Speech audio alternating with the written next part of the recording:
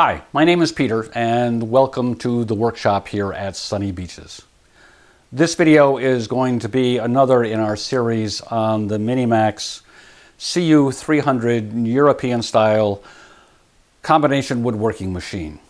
After the initial set of videos was published, someone asked me if I would do a segment on my solutions for storing the various tools and attachments that come with the machine, and there really are quite a few of them.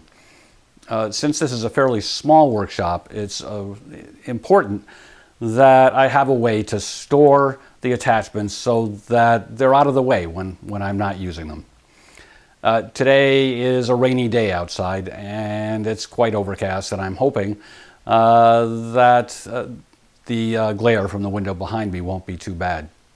So this is where we're going to start, and we'll work our way around to your right, covering parts of the west wall of the shop behind me and the north wall. These locations were chosen for storage, of course, because they're all just a step or two away from the machine. Over my head, you should see the fence and hood assembly for the shaper on the shelf that's over the window. I'm about 5'7" and I can just barely reach to get that down. One of these days I'm going to slip and drop it on my head. So here on the windowsill I have, it's a convenient place to put some of the stock pushers that I use with the jointer. And I've got some of the larger Allen wrenches here. This one, for instance, is used for mounting mortising bits. So that's a handy place to put that. And below the window, I've got a couple of brackets here which will hold the rip fence rail and the rip fence itself. I've got the shorter one here at the moment. If I happen to be using the shorter one, the longer one will go there as well. And having no better place to put it, the pork chop guard for the jointer just leans up against the wall down there. So here to the right of the window, we've got the primary storage location for most of the larger attachments. This area is about 3 feet side to side and 8 feet top to floor. The attachments we've got here, you've all seen before if you've watched the full set of videos. The longer cross-cut fence, the work table that attaches to the slider, the Johnson bar for moving the machine, the rip fence with the stock fence installed there, and the jointer fence, and the shorter cross-cut fence. These roller stands just happen to fit here, so that's where they live.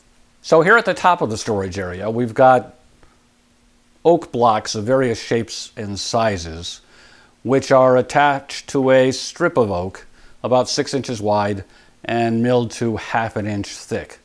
The strip is then attached to the wall studs with screws. The blocks on the left are shaped to accept the stock support piece that's at the end of the long cross-cut fence. The blocks to the right have a dowel that goes between them, which will accept the bracket at the end of the Johnson bar. The blocks at the center will accept the work table. The critical design feature here is that the work table leg is well above head height. The work table mounting bracket can be stored with the work table. Here in the lower area of the storage wall, we have a rail that's sized to accept the heads of the cross-cut fence, the rip fence and the jointer fence. And there's another rail below that's offset so that the fences will be parallel to the surface of the wall when they're mounted. And here we've got another set of those blocks that will accept the shorter cross-cut fence.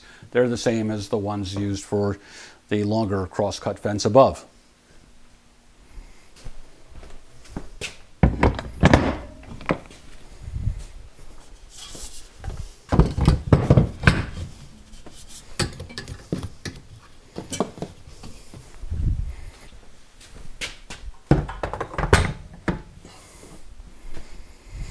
Continuing to move to the right, we have some pegboard here mounted partially behind the bandsaw. And we've got some items here used with the horizontal mortiser.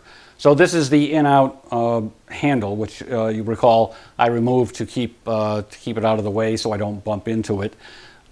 This is the extension handle for that handle. These are the stop rods used to control the length of the mortise, and the post for the clamp. And lastly, we've got the block and rod assembly that's used primarily to prevent flex in the rib fence and jointer fence.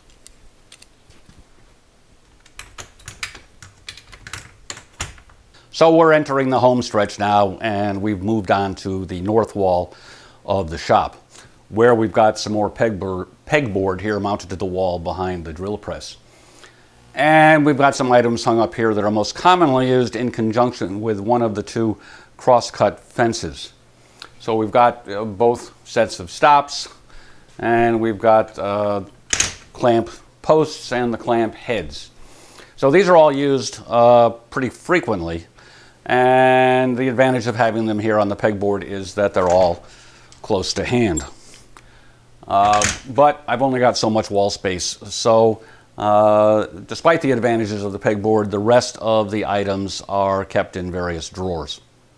So in this pullout below the drill press, we have a variety of fasteners, but we've also got down below some drawers, including one that we use for a variety of MiniMax related tooling. So we keep our smaller Allen wrenches in here, combination wrenches, the rod used for blade changes, the table saw blade, and we've got our mortising bits and other assorted bits and pieces. So in addition to all of that, we've got storage for our dado blade and table saw blades, and our MiniMax manuals happen to live down here as well. This cabinet is used for just general storage, stuff that doesn't have another home. Again, it's close to the CU300, so some of the MiniMax stuff gets stored in here. In this drawer, we've got the sacrificial nose pieces used in conjunction with the shorter cross-cut fence and the shaper. And we've got the shapers themselves and the spacers for the shaper in here. In here we've got a throat plate that's used in conjunction with a dado blade.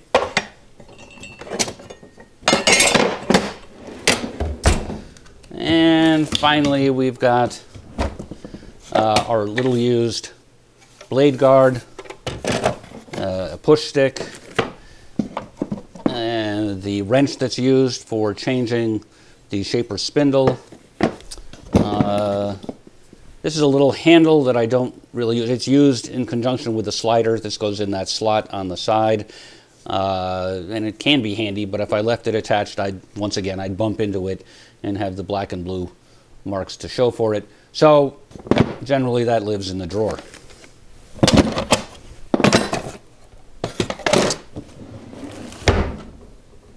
And that's it. So there you have it. My solution for storage of the various tools and attachments that come with the CU300. If you're struggling to find your own storage solution for these items, hopefully you found some useful ideas in this video.